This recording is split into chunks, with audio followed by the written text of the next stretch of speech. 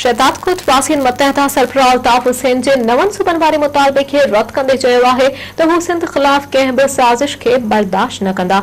इन हवाले सां रिपोर्ट करे रहियो आहे ज़मीर खड़।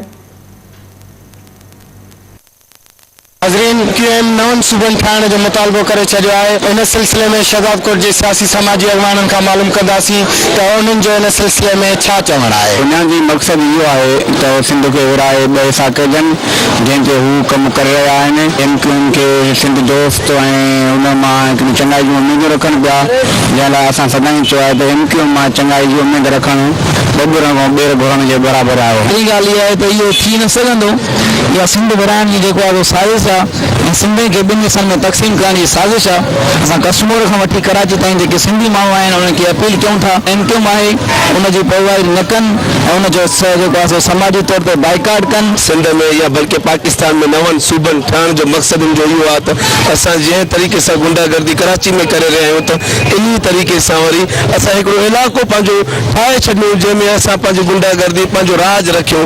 असां सिंध अवाम कॾहिं इन ख़्वाहिश ते हिनखे पूरो थियण न ॾींदो ऐं असां सिंधी आख़िर शुरू खां वठी सिंधियुनि कुर्बानियूं ॾिना आहिनि ऐं हिन ईंदड़ हलंदड़ अॻिते वारे वक़्त में बि इंशाअल्लाह सिंध जो हर बच्चो जान जो नज़रानो ॾियणु गवारा सम्झंदो। कंहिं ॻाल्हि ते सौदेबाज़ी करे सघे थो पर धरती जे कंहिं इंच ते सौदेबाज़ी न थींदी ऐं सिंधी माण्हू ठाहूके मिक़दार में कराची रहे थो। सिंधी बलोच ऐं ॿियूं काफ़ी बिरादरियूं जेके रुॻो MQM जो त मैंडेट कोन्हे जो हुनजो बसि हुनखे धार थी मिलंदो, इहो हुननि जो हिकिड़ो पुराणी साज़िश ऐं ख़्वाबु आहे जेको सिंधी माण्हू हुनखे पूरो करणु न ॾींदो। MQM जेकी आहे 1984 में जॾहिं ठही आहे हिननि जो दुनिया जो मक़सदु इहो आहे त सिंध खे टोले असां पंहिंजे नालो सूबो ठाहियूं, सूबे खां पोइ रहे मुल्क ठाहियूं।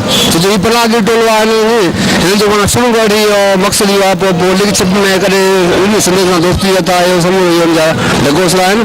सिंध हिकु कश्मीर खां वठी खोखरा पार ऐं कराची ताईं असीं MQM जे इन मुतालबे खे बिल्कुलु रद्द कयूं था। जीअं सिंध क़ौमी महाज़ जेकॾहिं ॿिटे निज़ाम ते माना सिंध में उन्हनि खे ॿिटो निज़ाम रहण न छॾियो त सिंध खे ॿिनि हिसनि में विरहाइण कीअं छॾींदी।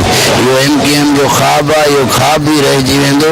हीउ लासानी नस्ली घेड़े कराइण जे कढनि ऐं असीं इन्हनि खे चऊं था जे सिंध में रहो त सिंधी थी रहो न त ॿिए बुनियाद ते मुहाजरनि खे कॾहिं बि सूबो न मिलणो आहे न मिलंदो। मुहाजर जो मतिलबु आहे लॾ पढ़ण ऐं हीअ धरती सिंधियुनि जी आहे। 5000 साल खां वठी हीअ धरती सिंधियुनि जी आहे ऐं सिंध जा वारिस सिर्फ़ु सिंधी आहिनि।